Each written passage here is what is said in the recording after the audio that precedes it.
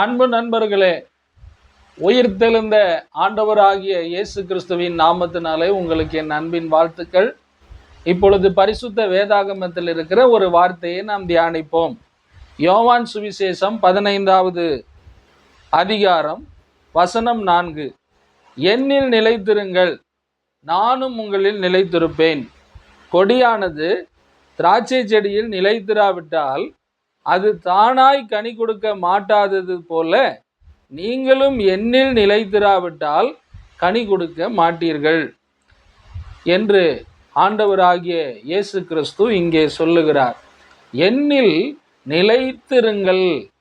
அருமையானவர்களே, இன்றைக்கு ஆண்டவருக்குள்ள அநேகர் பார்த்தீங்கன்னா அவருடைய வார்த்தையில், சத்தியத்தில், அவரை தேடுவதில் நிலைத்திராமல் போகிறார்கள். கொஞ்ச காலம் அவர்கள் உற்சாகத்தோடு தேடுவார்கள், ஆர்வத்தோடு தேடுவார்கள்.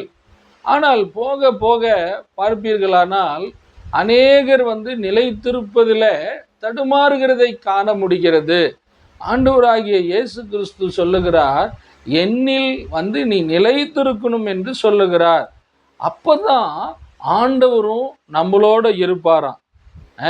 நானும் உங்களில் நிலைத்திருப்பேன் என்று சொல்லுகிறார். நம்ம நிலைத்திருந்தா நம்மளும் சபைக்கு போவதில், ஆராதிப்பதில், ஜெபிப்பதில், வேதம் தியானிப்பதில், ஆண்டவருடைய விஷயங்களை நாம் நிலைத்திருக்கும் போது தான் கர்த்தரும் நம்மோடு அவர் நிலைத்திருப்பார் என்று சொல்லப்பட்டிருக்கிறது.